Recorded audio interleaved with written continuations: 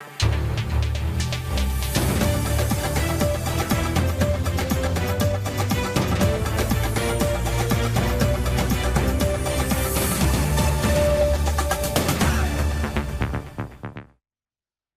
দর্শক, স্বাগত জানাচ্ছি আজকের সম্পাদকীয়তে। সাথে আছি আমি মুস্তফা খন্দকার।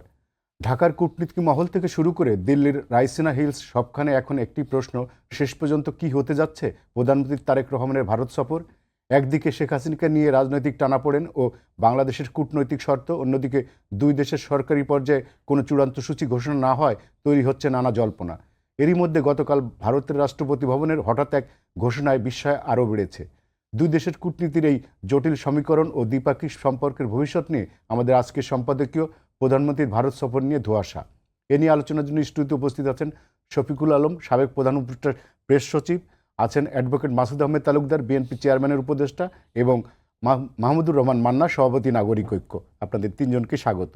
দর্শক, আপনারাও এই আলোচনায় সরাসরি অংশ নিতে পারেন। অংশ নেওয়ার জন্য কল করতে হবে টেলিভিশনের পর্দায় দেখানো নাম্বার, এছাড়া ফেসবুকের মাধ্যমে আপনাদের মতামত পাঠাতে পারেন। আলোচনা শুরুর আগে জানিয়ে দেব আজকের প্রধান শিরোনাম। জাতীয় স্মৃতিসৌধে বীর শহীদদের প্রতি রাষ্ট্রপতি ও নতুন মন্ত্রীদের শ্রদ্ধা, জাতীয় স্বার্থ রক্ষা করে দেশের মানুষের ভাগ্য পরিবর্তনে কাজ করার প্রত্যয়।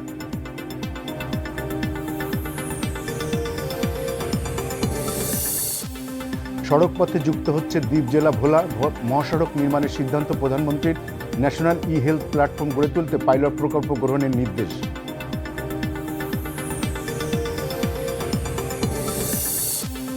ভারতের সঙ্গে অমীমাংসিত ইস্যু সুরাহা চায় বাংলাদেশ, গঙ্গা চুক্তি নবায়ন নিয়ে আলোচনা, তিস্তা প্রকল্প বাস্তবায়নেও অনড় সরকার, জানালেন প্রতিমন্ত্রী।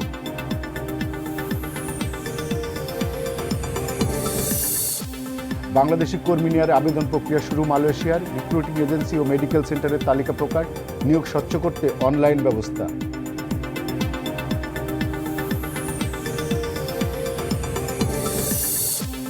এবং খাগড়াছড়িতে মেঘ বিস্ফোরণে মধ্যরাত থেকে ভোর পর্যন্ত ভারী বৃষ্টি, বিভিন্ন এলাকায় পাহাড়ি ঝলে আকস্মিক বন্যা, পানিবন্দী বহু পরিবার।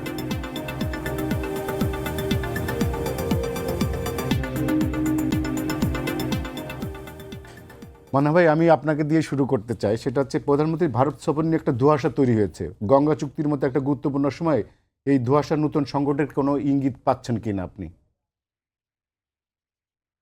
নতুন সংকটের ইঙ্গিত কিছু পাচ্ছি এরকম দেখছি না আমি। সংকট তো আছেই আগে থেকে, এবং সেই সংকটটা নিষ্পত্তি হওয়ার মতো কোনো বিষয় আমি বলবো যে গত 2 বছর 2.5 বছরে কিছু দেখা যায়নি। এটা বলতে পারেন যে সংকটটার ঘনীভূত হচ্ছে কিনা, সে তো নিশ্চিতভাবেই সেটা ঘনীভূত হচ্ছে, এবং সেই যে ঘনীভবনের প্রক্রিয়াটাও ওইটা ধোঁয়াশাপূর্ণ মনে হচ্ছে। কারণ কোনো কোনো সময় মনে হচ্ছে যে সফরটা হবে, আবার কখনো মনে হচ্ছে যেন অনিশ্চিত হয়ে গেল। এবং এই ক্ষেত্রে আমি উভয় পক্ষেরই কম বেশি কিছু কিছু ত্রুটি দেখতে পাচ্ছি। ভারতের তো এটা একেবারে একটা স্বার্থ সংশ্লিষ্ট বিষয়, এবং তারা কিভাবে কি চেয়েছে এতগুলো বছর ধরে সেটা আমরা জানি। এখন পর্যন্ত তারা স্পষ্ট করে কিছু বলছে না। একটাই তাদের সেন্টেন্স আছে, 2 প্রধানমন্ত্রী বসলে সব সমস্যার সমাধান ইনশাল্লাহ হবে। এগুলো তো আসলে কোনো কথা নয়। ফলে এই কথার উপরে যে বাংলাদেশ নির্ভর করতে পারবে আমি তা দেখছি না। আবার বাংলাদেশও মাঝে মাঝে এমন অ্যাটিটিউড দেখাচ্ছে যেটা আবার নেগেটিভ মনে হচ্ছে। আমি খুব স্পষ্ট করে বলতে চাই যে আন্তর্জাতিক কূটনীতিতে, আন্তর্জাতিক আর দেশীয় কূটনীতিতে বা রাজনীতির মধ্যে ইমোশন সেন্টিমেন্টের সুযোগ খুব কম আছে। যখন আমরা একটা আন্দোলন করি, কোনো একটা বিষয় নিয়ে নিজেরা একটা বিক্ষুব্ধ হওয়ার মতো কারণ ঘটে, তখন বিক্ষোভ দেখানোই ন্যায়সঙ্গত। তখন তার প্রতিবাদ করা, এমনকি সেখানে বয়কট করা, প্রতিরোধ গড়ে তোলা, এগুলো খুব জাস্টিফাইড। কিন্তু আন্তর্জাতিক কূটনীতিতে বিক্ষোভ প্রদর্শনের তো কোনো সুযোগই নাই, খুবই সেন্টিমেন্ট ইমোশন দেখাবার সুযোগ নেই। কিন্তু হ্যাঁ, আমরা কোনো বিষয়ে প্রতিবাদ করতে পারি, আমরা কোনো বিষয়ে আপত্তি জানাতে পারি, কিন্তু টার্গেট থাকতে হবে। ইন্টারন্যাশনাল ডিপ্লোমেসিতে কোনো যদি ঝুলিয়ে রাখার স্কোপ নাই, বরঞ্চ আমাদের সবসময় অ্যাটিটিউড হয় যে কীভাবে কঠিন জিনিস যেটার সমাধান দৃষ্টিগোচরই হচ্ছে না, সেইটাকে আমরা আমাদের তৎপরতা দিয়ে বা উভয় পক্ষ মিলে একটা ওয়ে আউট বের করতে পারি। সেই দিক থেকে দেখতে গেলে ধরেন এখন ওই ভারত আর ইন্ডিয়ার মধ্যে যুদ্ধ হয়েছে, তারপরে একসময় মনে হয়েছিল যে ওরা একটা রাজ্য দখল করে নিয়েছে। তারপর ফেরত চলে গেছে বা যাই করেছে, কিন্তু তখন পর্যন্ত এরকম কোনো অ্যাটিচিউড ইন্ডিয়ার পক্ষ থেকে দেখা হয়নি যে না আমরা বসবই না তাদের সাথে, বা চীনের সাথেও সেরকম দেখা হয়নি। কিংবা ধরেন এই যে চীন কিংবা আমেরিকা খুব স্পষ্ট করেই বলে চীন ঢাকাও রীতি আছে তাদের, কিন্তু তারপরে তো চীনের সাথে বৈঠক হচ্ছে এবং পরস্পর দুই দেশের মধ্যে সফর পর্যন্ত হচ্ছে। ইভেন ধরেন যুদ্ধের মধ্যেও আমেরিকা এবং ইরান বসতে দিয়েছিল। এই বসার যা ইতিহাস আছে সেটা আমরা জানি। এটা দিয়ে একটা জিনিসই বোঝা যায় যে যেটাই হোক না কেন বৈঠক বর্জন করব আমরা, তারপর কূটনীতি চালাবো, এই অ্যাটিটিউড দিয়ে মানে এই ইমোশন সেন্টিমেন্ট থাকবে। কিন্তু বাংলাদেশ যেটা বলছে যে দ্বিপাক্ষিক বৈঠক হবে, এই যে বিমস্টেকের সম্মেলনের নামে যে প্রধানমন্ত্রীকে আমন্ত্রণ জানানো, এই ধরনের বৈঠক চায় না, দ্বিপাক্ষিক বৈঠক চায়। এখন তো ওই বৈঠক নিয়ে আমরা আলোচনা করছি না নিশ্চয়ই, এখন তো সরাসরি যে প্রস্তাব দিয়েছে তার ভিত্তিতে আলোচনা করছি। ওইটা যদি এজেন্ডা থাকতো তাহলে হয়তো আমি আরেকভাবে কথা বলতাম, তাহলে হয়তো আপনি যেরকম বলছেন আমি সেরকমও বলতে পারতাম, সরকারি অ্যাটিচিউডের সাথে একমত থাকতে পারতাম। কিন্তু এইখানে প্রথম ব্যাপার হলো যে সরকারি অ্যাটিচিউড কিন্তু স্পষ্ট হয়েছে তারা যাবে না, তারা যাবে এরকমই আমার মনে হচ্ছে, কারণ ওই জায়গাটা একদম ওপেন রেখেছে, ক্লোজ করে দেয়নি, একদম ওপেন আছে। এবং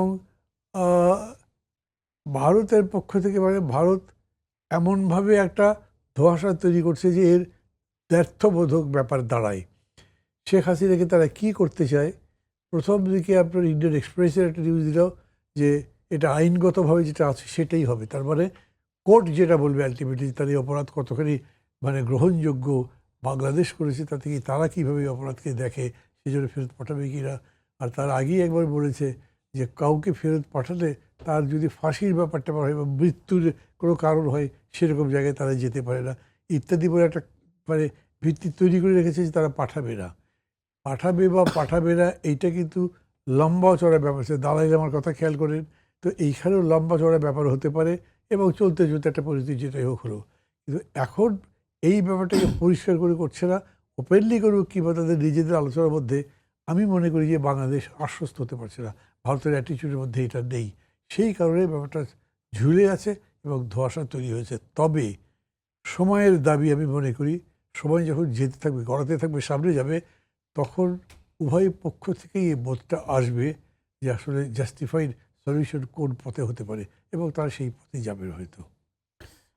মাসুদ ভাই, ভারতের পক্ষ থেকে প্রধানমন্ত্রীকে একাধিকবার আমন্ত্রণ জানানো হলেও সফরের চূড়ান্ত সিদ্ধান্ত হয়নি, কিন্তু সরকারের পক্ষ থেকে যে শর্তগুলো দেওয়া হয়েছে এগুলো কি বাংলাদেশের জাতীয় স্বার্থের রক্ষার প্রয়োজনীয় কূটনৈতিক অবস্থান, কি মনে করেন আপনি? জি, আপনাকে ধন্যবাদ। ধন্যবাদ জনাব মাহমুদুর রহমান মান্না ভাই এবং জনাব শফিকুল আলম এবং আমাদের বক্তব্য যারা শুনছেন।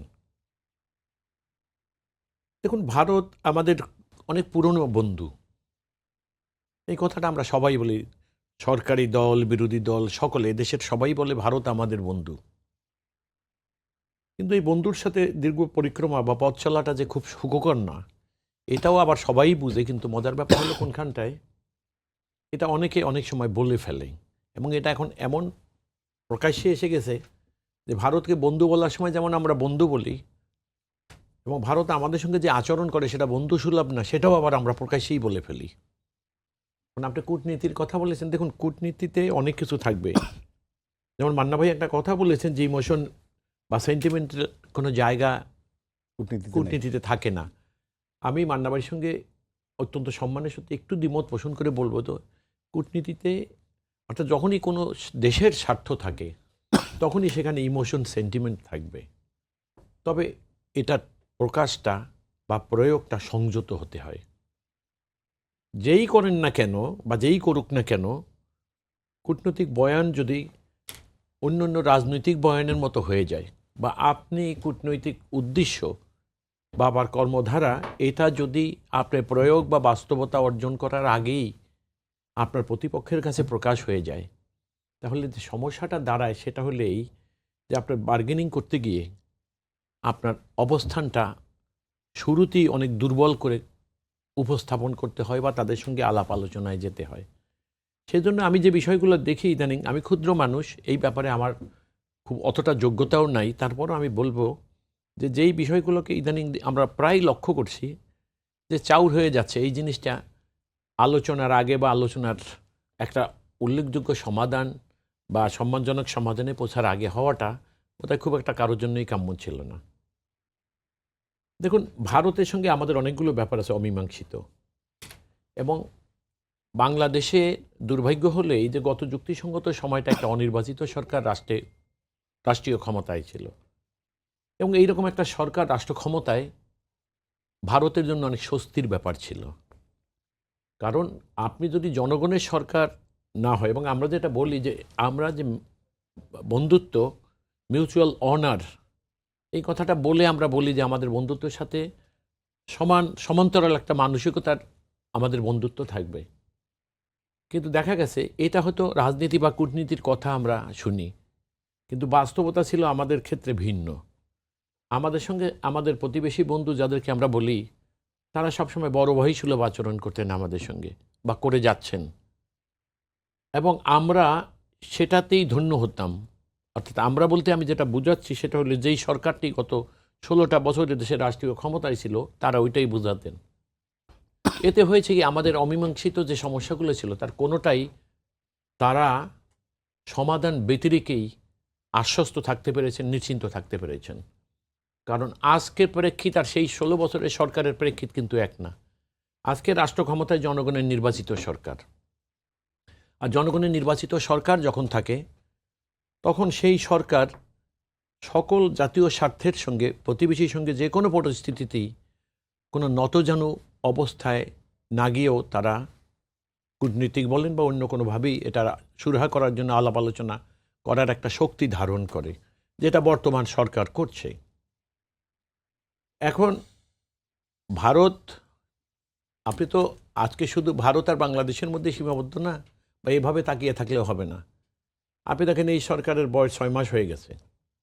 এর মধ্যে যেটা উল্লেখযোগ্য একটা বিষয় আমরা লক্ষ্য করি সেটা হলো এই, যে আমাদের দেশের মাননীয় প্রধানমন্ত্রী কিন্তু তার রাষ্ট্রীয় সফর করেছেন 2টা দেশে। এখন আমরা ইদানিংকালে যে কূটনীতির বিষয়গুলো দেখছি, তাতে মনে হচ্ছে যে হয়তো আমাদের বন্ধু ভারত মনে করছে যে কূটনীতিতে বোধহয় অপেক্ষাকৃত তারা একটু পিছিয়ে গেলেন। কী কারণে? তারা মনে করছে যেসব দেশে, যেমন মান্না ভাই আরেকটা কথা বলেছেন যে আমেরিকার সঙ্গে অনেকেরই মানে শত্রুতা চলছে প্রকাশ্যে, তারপরে কিন্তু কূটনীতির স্বার্থে তারা বসে আলোচনা করতেছে, হয়তো উল্লেখযোগ্য উন্নতি হচ্ছে না, কিন্তু তারপরেও তারা কিন্তু আলোচনার পথকে পরিহার করছে না। এরকম সিচুয়েশনে ভারতেরও তার নিকট আর এক প্রতিবেশীর সঙ্গে, আমেরিকার সঙ্গে অনেকের, যেমন চীনের সঙ্গে যে কথা বলছে, সেই চীনের সঙ্গে কিন্তু ভারতের সম্পর্কটাও খুব প্রতিবেশী মানে খুব সুসম্পর্ক না। তো যে কারণে মাননীয় প্রধানমন্ত্রী বাংলাদেশে, মাননীয় প্রধানমন্ত্রী সর্বপ্রথম মালয়েশিয়া এবং চীন সফর করাটা, এটা হয়তো মনে করেন তারা যে হয়তোবা তাদের কূটনৈতিক কোনো ব্যর্থতা হয়েছে, যে কারণে তারা এতটা উদ্গ্রীব বা বিচলিত আমি মনে করি। এবং তারা মরিয়া হয়ে লেগেছে যে বাংলাদেশের এক মাননীয় প্রধানমন্ত্রীকে একটা সম্মেলনে তাকে আমন্ত্রণ জানাবে, তার আগেই আপনি দেখেন মানে তারা একটা উপস্থাপন করেছে এইভাবে যে মাননীয় প্রধানমন্ত্রী বাংলাদেশের, তার সঙ্গে তার পূর্বেই একবার একটা বৈঠক হওয়া খুব জরুরি। এখানে একটা ইঙ্গিতপূর্ণ উদ্দেশ্য আছে বলে এটা খুব সহজে অনুমান করা যায়। আর বাংলাদেশের নির্বাচিত সরকার রাষ্ট্র ক্ষমতায় দেশের স্বার্থ জলাঞ্জলি দিয়ে কোনো সরকারের বা কোনো প্রতিবেশী বন্ধুর সঙ্গে বসতে যাবে, এটা খুব সহজে কাম্য কারো হওয়া উচিত না। আর আমাদের সরকারেরও খুব সহজে এটায় নিয়মনীতি উপেক্ষা করে, যেমনটা অতীতে সরকার করেছে, দেশের স্বার্থ জলাঞ্জলি দিয়েছে এবং বন্ধুত্বের কথা মুখে বলেছে, এই সরকারের আচরণ ঠিক তাদের মতো হলে চলবে না। তবে এটা ঠিক, ইমোশন সেন্টিমেন্ট যাই হোক না কেন, এটা প্রকাশে সংযত হওয়া উচিত ছিল, এবং আমার প্রতিপক্ষ যেন বুঝে না যায়। কারণ এটা মনে রাখতে হবে, আমার বন্ধু হলেও যখন কূটনৈতিক আলাপ আলোচনা চলে, সে আমার প্রতিপক্ষ, এবং প্রতিপক্ষ যদি আমার মনের সকল অবস্থাটা আলাপ আলোচনার আগেই জেনে যায়, তাহলে সমস্যা হবে। আমাকে আবিষ্কার করা তার জন্য খুব সহজ হবে, আর আমার সঙ্গে বার্গেনিং করাও তাদের জন্য খুব সহজ হয়ে যাবে। সেই জন্য আমি মনে করছি যে আরেকটা বিষয় হলো, যে বিষয়গুলো একটা বস্তুনিষ্ঠ অবস্থায় যাওয়ার আগেই যেটা খুব প্রকাশ পেয়ে যাচ্ছে, সেই বিষয়গুলো বোধহয় আমাদের একটু সতর্কতার সাথে ভবিষ্যতের জন্য লক্ষ্য করা উচিত। শফিক ভাই, সেটা হচ্ছে যে বাংলাদেশের পক্ষ থেকে অনুকূল পরিবেশ, সার্বভৌম সমতা, জাতীয় মর্যাদার ভিত্তিতে সম্পর্কের কথা বলা হচ্ছে ভারতের সাথে। এই পরিবেশের জন্য বাধা কি শেখ হাসিনা? আপনার কাছে কি মনে হয়? না, বাধা তো শেখ হাসিনা, বাধা ভারতের গত 16 বছর বা হাসিনার পুরোটা সময় বা ইভেন ইন্টারিম গভর্নমেন্টের সময় ভারতের যে অ্যাটিটিউড, সবই তো বাধা। মানুষের মেমোরিতে তো এগুলো তো যায়নি, ঠিক না? সুজাতা সিংয়ের আগমন, এই যে তার পরবর্তীতে ইন্ডিয়ার বাংলাদেশের তিনটা ভয়ানক রকমের রিগড ইলেকশন হয়েছে, তো ইন্ডিয়া তো একটা টু বাক্য করেনি এটা নিয়ে। তার পাশেই ছিল ইন্ডিয়া, ওয়ার্ল্ডের লার্জেস্ট ডেমোক্রেসি, তার পাশ দিয়ে ডেমোক্রেসিটা ডিস্ট্রয় হয়ে যাচ্ছে, সেই নিয়ে একটা শব্দ তো বলেনি। এবং এই গভর্নমেন্টকে সে সাপোর্ট দিয়েছে এবং হাসিনা গিয়েছে, এবং হাসিনাকে তারা ট্রিট করছে দালাই লামা। হাসিনা তো দালাই লামা না, দালাই লামা একটা টিবেটান বুদ্ধিস্ট লিডার, উনি ওইখানে, এবং টিবেটান বুদ্ধিস্টদের অনেকে ইন্ডিয়াতেও আছেন, ঠিক আছে? তোমরা উনি ওইখানে এসছেন। হাসিনা তো একজন খুনি, বড় রকমের একটা খুনি, ধর্মীয় গরুর সাথে একটা খুনির তুলনা। ঠিক না? সে হাজার হাজার মানুষকে খুন করে গেছে, হাজার হাজার মানুষকে ডিসঅ্যাপিয়ার করে গুম করেছে, ঠিক না? এবং সবচেয়ে বড় কথা, তার পুরো দেশকে, পুরো বাংলাদেশের প্রত্যেকটা মানুষ তার দ্বারা ক্ষতিগ্রস্ত হয়েছে, এমন কেউ নাই যে ক্ষতিগ্রস্ত হয়নি। তো আপনি যখন তাকে সর্বসম্মুখে এনে তাকে আপনি প্রেস কনফারেন্স করতে দিবেন, তো এটা তো সরাসরি আমাদের প্রাইডে লাগে, বাংলাদেশের ইয়েতে তো বুকে যে আঘাত করে, যে একটা খুনিকে আপনি প্ল্যাটফর্ম দিচ্ছেন, এটা তো কেমন দেয়। আর কথা হচ্ছে যে বাংলাদেশের সাথে ইন্ডিয়ার যে সম্পর্ক ভালো করা, আমাদের যেমন অবশ্যই আমরা এটা চাই, তাদেরও তো চাওয়াটা তো রিফ্লেক্টেড হতে হবে তাদের পলিসিতে। তারা দেখেন আমাদেরকে ট্রান্সশিপমেন্ট, আমাদের যেগুলো পণ্য খুব হাই ভ্যালুড পণ্য, আমরা যেটা ট্রান্সশিপমেন্ট করে আমরা নিউ দিল্লি থেকে দিতাম, ওটা ওরা বন্ধ করে দিলেন। ওরা আমাদের মেডিকেল ভিসাকেই বন্ধ করে দিয়েছিলেন। এটা কি? এটা হচ্ছে, এটার ইংরেজিতে বলে উইপেনাইজেশন। আপনি আমার দুর্বলতাকে উইপেনাইজেশন, এগুলি অস্ত্র হিসেবে ব্যবহার করছেন। এটা কি সুপ্রতিবেশী সুলভ আচরণ নাকি? তো বাংলাদেশ যে এইটা স্টেটমেন্ট দিয়েছে পরপর দুইটা, আমি তো মনে করি যে ফরেন মিনিস্ট্রি খুবই ভালো স্টেটমেন্ট দিয়েছে, এবং এটা তাদের এটা দেওয়া উচিত ছিল। ইন্ডিয়ার বোঝা উচিত, ইন্ডিয়া যদি এই গভর্নমেন্ট, এবং এই গভর্নমেন্ট তো উনি যেটা বললেন, এই গভর্নমেন্ট তো এমন না যে একটা আনইলেক্টেড গভর্নমেন্ট, এই গভর্নমেন্ট 2/3 মেজরিটি পাওয়া একটা গভর্নমেন্ট, বাংলাদেশের ইতিহাসে one of the most fair ইলেকশনের দ্বারা সে ইলেক্টেড একটা গভর্নমেন্ট। তার তো একটা খুঁটির জোর আছে, মাজার জোর তো আছে, ঠিক না? সে যদি এই স্টেটমেন্ট না দেয়, বাংলাদেশ কোন গভর্নমেন্ট দিবে, ঠিক না? তো সেই জায়গায় আমি মনে করি যে ইন্ডিয়ার আরও বাংলাদেশের প্রতি আরও বেশি আমার মনে হয় যে ইয়ে দেয়। কিন্তু ওদের যদি ফর্মার অ্যাম্বাসাডারদের যদি বক্তব্য দেখেন, পিনাক রঞ্জন, বীণা সিকরি, অ্যাজ ইফ আমরা ওইখানে না যে কতটা না ভুল করে ফেলছি এবং আমরা খুব উগ্র আচরণ করছি, মানে এটা একটা হাস্যকর কথাবার্তা, ঠিক না? এতদিন ধরে হাসিনা খুব গুম করলো, ওনারা একটা শব্দ পর্যন্ত বলেন নাই। হ্যাঁ, তাকে যত ধরনের চাটামি যাওয়া যায় সেটা ওনারা করেছেন। আর এখন দেখেন এসে যেই আমাদের একটা ইন্ডিপেন্ডেন্ট একটা ফরেন পলিসি নিচ্ছে, তখন এসে এই কথা। বাংলাদেশ খুব ভালোভাবে বলেছে যে ইন্ডিয়ার সাথে আমরা অবশ্যই ভালো সম্পর্ক চাই, এবং সত্যি এটা আমাদের দরকার। তাদের সাথে আমাদের হিস্টোরিক্যাল, আমাদের লিঙ্গুইস্টিক, আমাদের পিপল টু পিপল একটা কানেকশন আছে, জিওগ্রাফিক্যাল কানেকশন। আমরা 54টা রিভার তার সাথে শেয়ার করি, আমরা তার সাথে ভালো সম্পর্ক চাই। বাট এটার জন্য অবশ্যই ইন্ডিয়াকে যেটা বলা হয়েছে যে বিশেষ করে ধরেন হাসিনাকে এক্সট্রাডিশন দিতে হবে। আমরা 20 মাস, প্রায় কত 18 মাস হলো তাকে এক্সট্রাডিশন চেয়েছি, 18 মাসের বেশি, কিন্তু ইন্ডিয়া বলছে যে আমরা দেখছি। আপনি কত বছর লাগে এক্সামিন করতে? সবাই জানে যে ইয়ের খুনিগুলো ওইখানে আছে, হ্যাঁ, ইন্ডিয়াতে আছে ইয়ের খুনি। এটা নিয়ে মমতা ব্যানার্জিও একটা খুবই সেন্সেশনাল স্টেটমেন্ট দিয়েছেন। কই, আমরা তো তাদেরকে দেখছি না, তাদেরকে তো কেউ পাঠাচ্ছে না। এক্সট্রাডিশন তো ইজিলি করা যায়। আমি আপনার সাথে এক্সট্রাডিশন করেছি, আর অথচ আপনি 2009 সালের কথা মনে আছে? ইন্ডিয়ার যারা বাংলাদেশে নর্থ ইস্টার্ন ইনসার্জেন্ট ছিল, সবগুলো 50-60 জনকে ওই পাশে দেওয়া হয়েছে। জাস্ট উইদিন দু একটা মাসের মধ্যে ওদেরকে ওই পাশে পাঠিয়ে দেওয়া হয়েছে। তো এটা আপনার যদি গুডউইল থাকতো যে আপনি এটা করবেন, এটা তো 1 মিনিটের বিষয়, ঠিক না? বরঞ্চ তাকে অ্যালাউ করা হচ্ছে, মেগাফোন দেওয়া হচ্ছে যাতে ইন্টারন্যাশনাল নিউজ এজেন্সির সাথে কথা বলে, লোকাল এজেন্সি, এবং তাকে এমনভাবে ট্রিট করা হচ্ছে যেন একজন উনি বাংলাদেশের একটা খুব স্বনামধন্য লিডার ছিলেন, এই ধরনের একটা, হ্যাঁ, আর তার আসলে কোনো পাস বাজে কোনো রেকর্ড নাই, উনি সেকুলার চ্যাম্পিয়ন, একটা ভয়ানক রকম একটা খুনিকে আপনি এই প্ল্যাটফর্ম দিচ্ছেন। মান্না ভাই, এই যে ভারতের সাথে যে আমাদের একটা মানে সফরের আগে যে অনুকূল পরিবেশে আমরা কথা বলছি, সেটা শর্ত হিসেবে ঢাকা শেখ হাসিনার প্রত্যর্পণের বিষয়টি সামনে এনেছে। তো ভারত শেখ হাসিনা প্রসঙ্গে যদি নমনীয় হয়, তাহলে কি এটাই কি আপনাদের কূটনীতিতে, ভারত কূটনীতিতে আমাদের বড় বাধা হয়ে দাঁড়াচ্ছে? প্রশ্নটা একটু কমপ্লিকেটেড লাগলো আমার কাছে। শেখ হাসিনাকে যদি ফেরত না দেয় কিংবা শেখ হাসিনার বিষয়ে যদি ভারত খুব অনমনীয় মনোভাব দেখায়, তাহলে সেক্ষেত্রে কি ভারতের সাথে আমাদের কূটনৈতিক সম্পর্ককে আরও টানাপোড়েনের দিকে যাবে কিনা?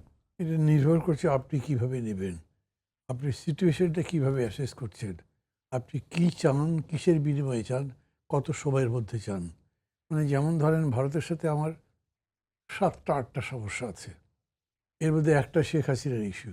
ধরেন এমন হলো যে এইটাই প্রধান ইস্যু, কিন্তু আপনি কি মনে করছেন যে এইটা ছাড়া আর বাকিগুলো আমার দরকারই নেই?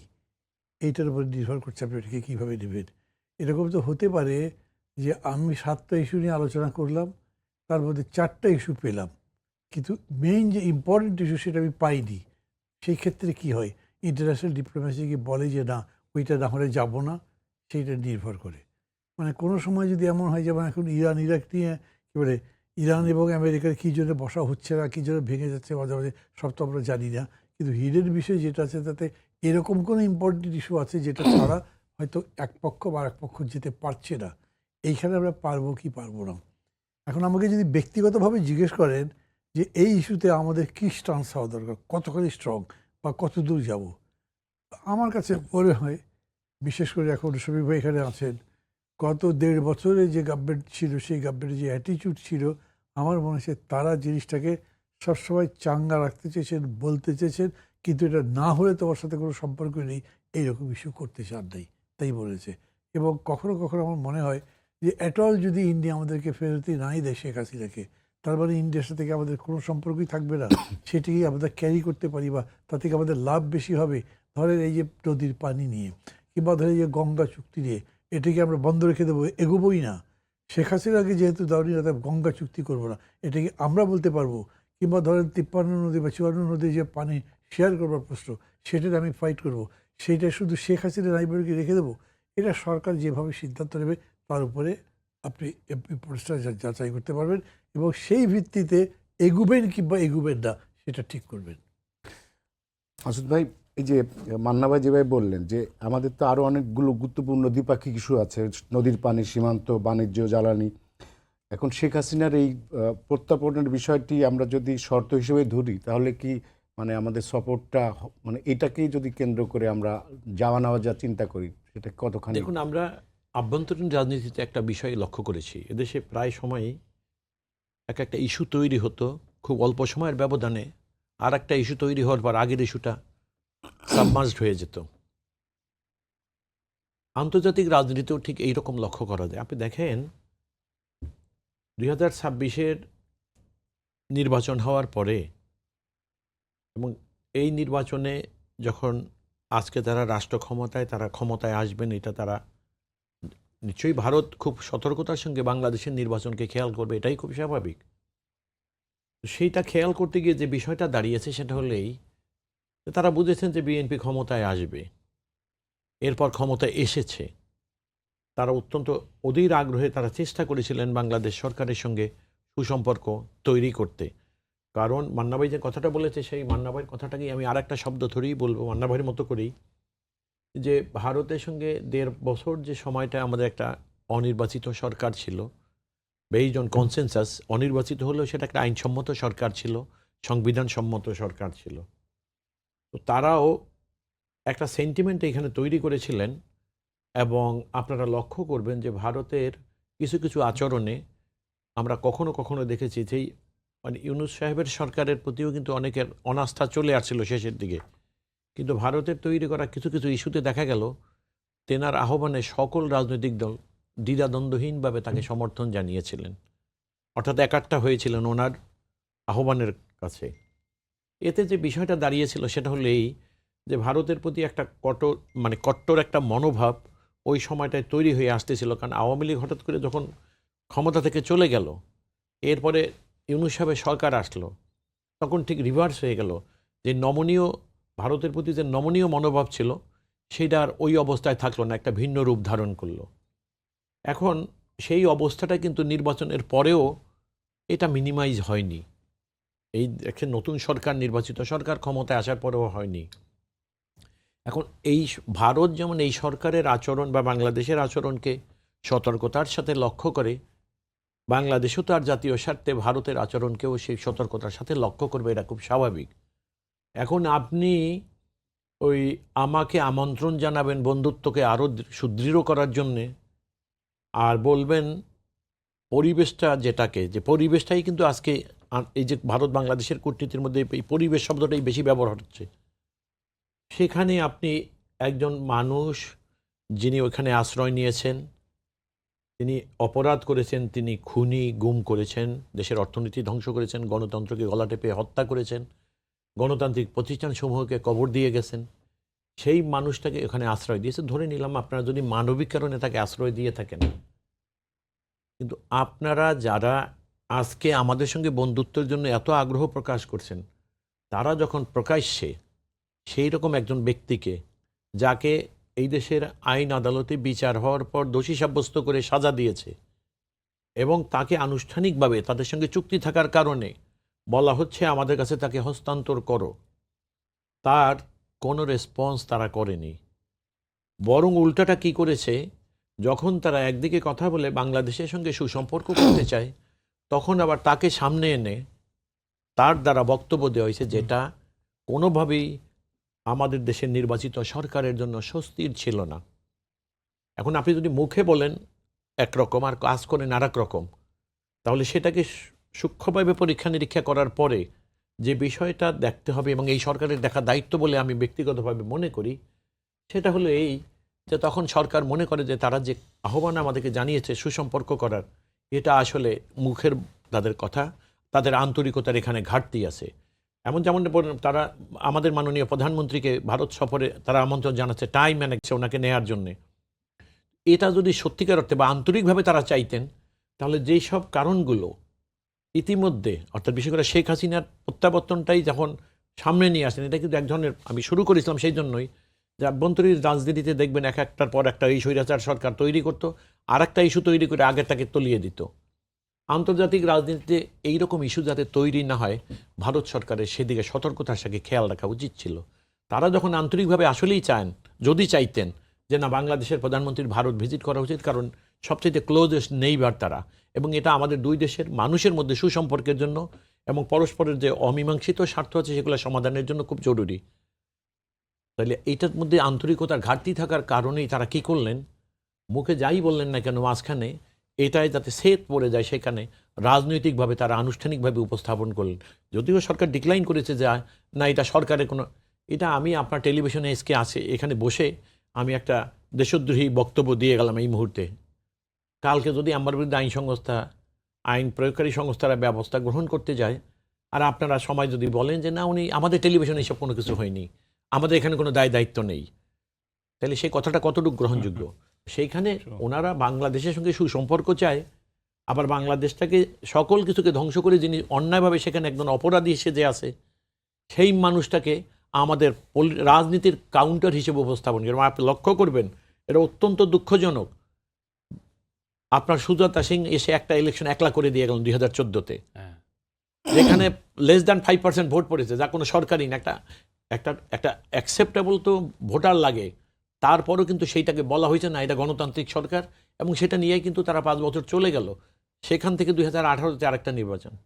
আপনি বিনা স্বীকৃতি যে কথা আমি সোশ্যাল মিডিয়ায় দেখেছি, এটা ডেঞ্জারাস এবং এটা অত্যন্ত ভয়াবহ। আমি এই কারণে বলবো, তিনি বলেছেন যদি উনি না আসে তাহলে যিনি ওইখানে আসেন তাকে আমরা অস্থায়ী বা ইত্যাদি ইত্যাদি জাতীয়, যদিও সোশ্যাল মিডিয়ার এটা আমি রিলাই করি না, এটাকে রিলাই করা খুব যুক্তিসঙ্গতও না এবং খুব কঠিন, এটাকে পরীক্ষা নিরীক্ষা করে দেখার বিষয়টা আমার মনে হচ্ছে আমাদের সরকারের, কিন্তু এটা খুব আপত্তিকর বক্তব্য আমি মনে করি। সুতরাং আমি যদি এইভাবে কনক্লুড করি সেটা হলো এই যে ভারত আসলে মুখে যতই বলে না কেন যে বাংলাদেশের সঙ্গে আমাদের সুসম্পর্ক করতে চাই আমরা, কিন্তু ভারত আমাদের বন্ধু হিসেবে বড় বৃহৎ বন্ধু হিসাবে তারা কিন্তু এটা কখনো করে নাই। ভারত চেয়েছিল তাদের মন মতো একটা সরকার এদেশে বানিয়ে তারা সরকারের সঙ্গে সরকারের সুসম্পর্ক থাকবে, যেটাকে তারা ভারতের সঙ্গে বাংলাদেশের জনগণের সম্পর্ক বলে চালিয়ে দেবে, এবং একটা যুক্তিসঙ্গতের সময় তারা চালিয়েছেও বটে। তো সেই দিন বোধহয় এখন শেষ হয়ে গেছে। এখন বিষয়টাকে আসল জায়গায় আসতে হবে, অর্থাৎ বাংলাদেশের সঙ্গে ভারতের সুসম্পর্ক করতে হলে বাংলাদেশের মানুষের সঙ্গে ভারতের মানুষের সুসম্পর্ক করতে হবে, আর সেখানে সরকার সৎ হতে হবে, ওই চাণক্য রাজনীতি করে চলবে না। শফিক ভাই, সেটা হচ্ছে দুই দেশের মধ্যে যে আস্থার সংকট এখন আছে, এটার জন্য সবচেয়ে জরুরি কি দুই প্রধানমন্ত্রীর মুখোমুখি বৈঠক নাকি কূটনীতিক সমঝোতা? আমার মনে হয় যে বাংলাদেশ প্রথমে যে কথাটা বলেছে যে আপনার confidence building measure, trust and confidence building measure, এটা ইন্ডিয়ার তরফ থেকে আনতে হবে। হ্যাঁ, বাংলাদেশের মানুষের মেমোরি এখনও ফ্রেশ, ইন্ডিয়া সাথে ওই গভর্নমেন্টের কী সম্পর্ক ছিল। আমি এটা নিয়ে আরও বেশি বলতে চাই না। হ্যাঁ, এবং ওই গভর্নমেন্টের সাথে তাদের যে সম্পর্কগুলো, এটা বাংলাদেশের যে কোনো একটু এডুকেটেড মানুষ সবাই জানেন। তো এখন আসলে ইন্ডিয়ার উচিত বাংলাদেশের সাথে যেই সম্পর্ক ওনারা করতে চান, এবং এটা ওনাদের বোঝা উচিত যে এটা খুবই একটা ডেমোক্রেটিক গভর্নমেন্ট, যার 2/3 মেজরিটি আছে, এবং তার সাথে আমি যদি সম্পর্ক করতে চাই তাকে তারই আসলে ট্রাস্ট অ্যান্ড কনফিডেন্স। বাংলাদেশের কিছু করার দরকার নেই, বাংলাদেশ অনেক করেছে। বাংলাদেশ ইন্ডিয়ার জন্য যেটা সবচেয়ে বড় ইস্যু ছিল যে ইন্ডিয়ার বাংলাদেশকে ইউজ করে কেউ যেন ইন্ডিয়া করতে না পারে, সেটা বাংলাদেশ এনশিওর করেছে। ইন্টারিম গভর্নমেন্টও করেছে, এই গভর্নমেন্টও করছে। তো এইটার ব্যাপারে তো তারা কোনো ধরনের জিরো টলারেন্স এইখানে তাদের। তো ইন্ডিয়ার তরফ থেকে দেখেন কয়েক মাস পরে যে জুন না জুলাই এসে তারা ভিসাটা রেস্টোর করলেন। হ্যাঁ, এবং অন্যান্য যেগুলো ট্রান্সশিপমেন্ট চুক্তি নিয়ে ইন্ডিয়া এখনও কিছু বলছে না। হাসিনা এবং হাসিনাকে প্রত্যাপন, হাসিনা সহ অন্যান্য যারা ভারতে, তো আসাদুজ্জামান কামাল, হ্যাঁ, উনি যেই ভয়ানক একটা হোম মিনিস্টার ছিলেন, হ্যাঁ, ঢাকার কসাই, উনাকে ওইখানে রাখা হয়েছে। তো এদের তো প্রত্যাপন করছেন না। তারপরে উনি প্রত্যাপন করছেন না হচ্ছেন শহীদ ওসমান হাদির খুনিদেরকে। এবং সবচেয়ে বড়, আমাদের সাথে ইন্ডিয়ার যে একটা বড় একটা চুক্তি আছে যে গ্যাঞ্জেস ওয়াটার ট্রিটি, এটা এই ডিসেম্বরে শেষ হয়েছে। ইন্ডিয়ার তরফ থেকে একটা স্টেটমেন্ট আসতেই পারে যে না, যতক্ষণ না আমরা নতুন একটা চুক্তি সাইন করছি, আমরা এইটাকে কন্টিনিউ করব, এই চুক্তিটা কন্টিনিউ করব। হ্যাঁ, এটা একটা সুপ্রতিবেশী সুলভ। এগুলো নিলে হবে কি, একটা কনফিডেন্স বিল্ডিং মেজার তৈরি হবে। এখন মান্না ভাই যেটা বলেছেন, সবগুলোই যে করতে হবে এখনই তা না, কিন্তু কিছু কিছু আপনি করলে হয় কি, ইট সেন্ডস এ গুড সিগন্যাল যে না, আমি বাংলাদেশের সাথে একটা সুসম্পর্ক চাই সেটা। আর ইন্ডিয়া যে এইরকম ডেমোক্রেসি, ইন্ডিয়ার আসলে সত্যিকার অর্থে তার ফরেন পলিসিতেও এইটা একটা শুধুমাত্র তার প্রো আওয়ামী লীগ একটা ফরেন পলিসি ছিল এত বছর ধরে। এইখান থেকে সরে এসে ইন্ডিয়ার এমন একটা জায়গায় যাওয়া উচিত যে বাংলাদেশের যে গভর্নমেন্টই আসুক, সেই গভর্নমেন্টের সাথেই যাতে ইন্ডিয়ার খুব ভালো সম্পর্ক থাকে।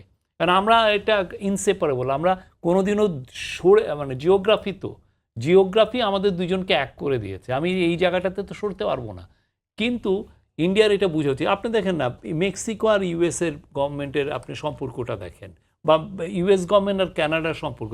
যেই গভর্নমেন্টই মেক্সিকোতে আসে, মেক্সিকোতে এখন যে গভর্নমেন্টটা আছে সে হলো কমিউনিস্ট গভর্নমেন্ট। হ্যাঁ, উনি একজন লেফটিস্ট লিডার। ওই লেফট লিডারের সাথেও তো কাজ করতে ইউএসের অসুবিধা হচ্ছে না। যেই গভর্নমেন্টই আসে ইউএস তার সাথেই কাজ করে। তাও ইন্ডিয়ার ওই পলিসিতে যাওয়া উচিত যে এখানে যেই গভর্নমেন্টই আসুক সেই আমার বন্ধু। এই জায়গায়, এই ট্রাস্টের জায়গাটা ইন্ডিয়ার তার ফরেন পলিসিতে আমার মনে হয় চেঞ্জ আনা উচিত। মানে সেটা হচ্ছে আপনার মতে এখন বাংলাদেশের ফরেন মিনিস্ট্রির কি করা উচিত এই সফরটা অনিশ্চয়তা দূর করতে?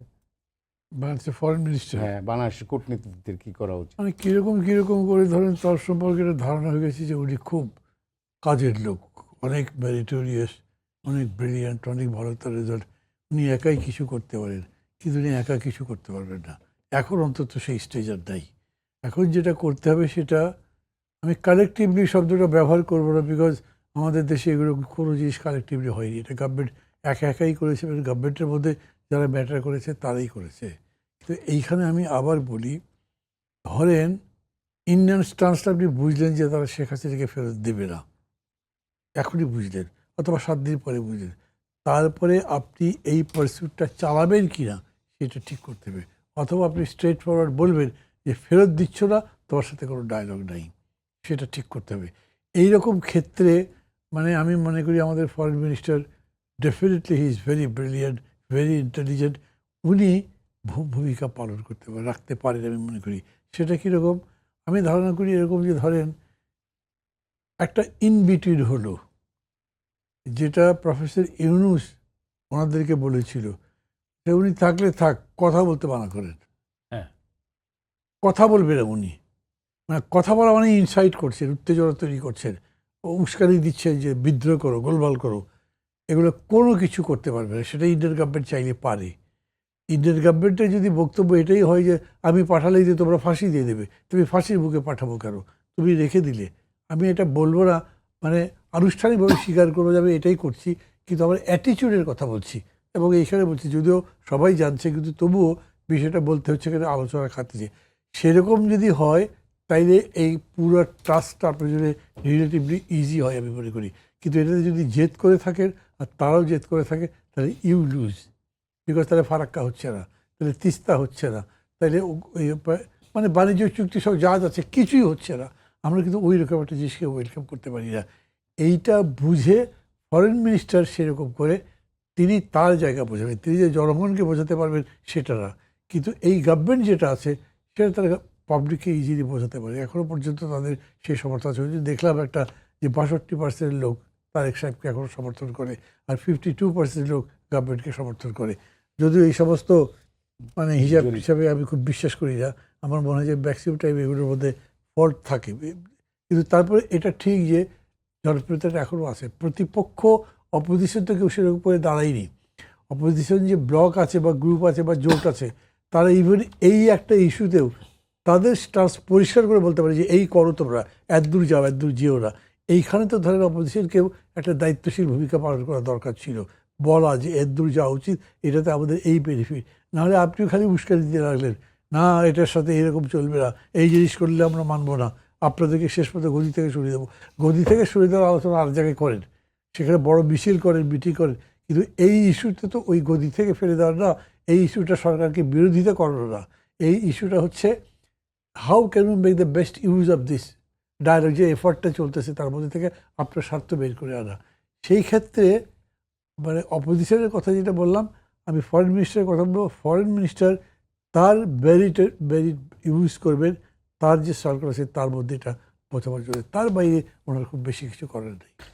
মাসুদ ভাই, সেটা হচ্ছে যে ইন্ডিয়ার বাংলাদেশের যে শর্ত তাকে কঠোর বলছে। আমাদের শর্তটা, বাংলাদেশের শর্ত হচ্ছে শেখ হাসিনার যে অ্যাক্টিভিটিস এবং তাকে ফেরত দেওয়া, এবং বাংলাদেশে আওয়ামী লীগ রাজনীতির পুনর্বাসন, এবং আরেকটা হচ্ছে যে শেখ হাসিনাকে নিয়ে ভারতের যে ভূমিকা। তো এইগুলো তো আমাদের কোনো কঠোর অবস্থান না, কিন্তু ইন্ডিয়ার কূটনীতিকরা প্রায় এই বিষয়গুলোকে কঠোর বলছে। কিন্তু এটা হাসিনার যেসব কর্মকাণ্ড এবং আওয়ামী লীগের ফিরে আসা, আওয়ামী লীগ একটা মানে খুব একটা অপরাধী, কি বলবো, একটা যেসব অপরাধমূলক কর্মকাণ্ড করেছে তাদের ফিরে আসাটাও তো কঠিন। তো এইগুলো যদি শর্ত থাকে সেক্ষেত্রে কীভাবে দ্বিপাক্ষিক সম্পর্ক উন্নয়ন হবে? না, এখানে একটা মজার ব্যাপার হলো কি, দেখেন ভারত গত 16টা বছর তার যে নির্বোধ বন্ধুকে এখানে তৈরি করেছিল, তাদের প্রতি তাদের এখনও আন্তরিকতা আছে।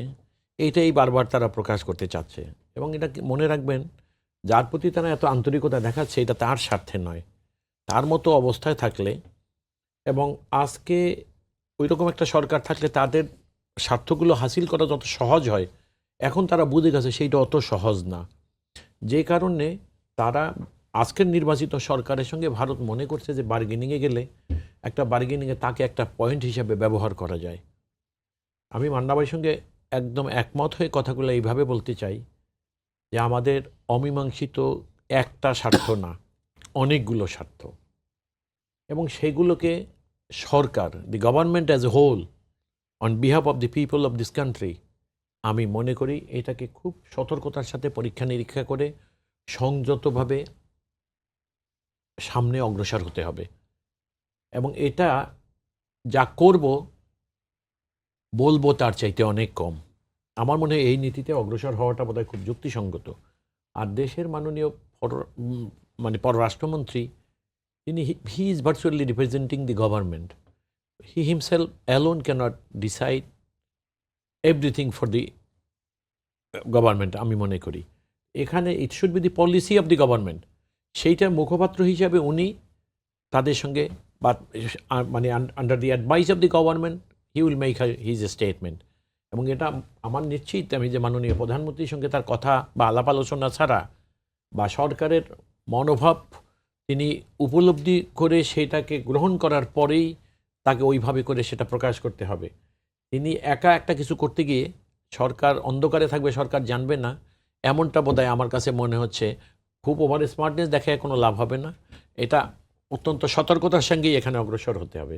দেখেন আমি যে কথাটাগুলো আসলে আমি একটু আরেকটা কথা আমি বলতে চাইছিলাম যে আমাদের আরেকটা জিনিস যে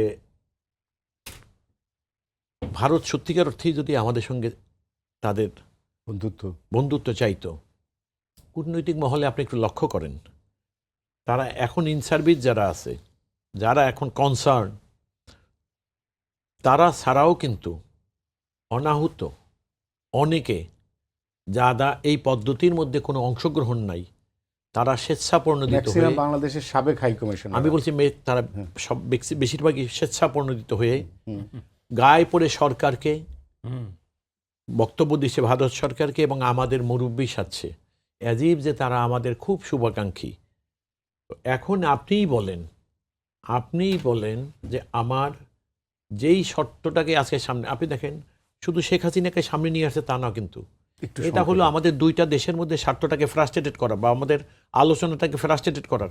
আপনি কিছুদিন আগে দেখবেন পুশিন চলছিল, যেখানে আমাদের দেশের যদি এই নির্বাচনের পরে, ফেব্রুয়ারি নির্বাচনের পরে সরকারের সাথে সুসম্পর্ক করাই তাদের উদ্দেশ্য হয়, তাহলে বর্ডার কিলিং, ওই পুশিন, এখানে একটা কনভিক্ট যাকে তারা আশ্রয় দিয়েছে, আবার তাদেরই সূক্ষ্ম রাজনৈতিক এজেন্ডা বাস্তবায়নের জন্য তাকে প্রকাশ্যে মানে হাইডিং এজেন্ডা যেটাতে সেইটা বাস্তবায়নের জন্য তাকে উপস্থাপন করা হচ্ছে।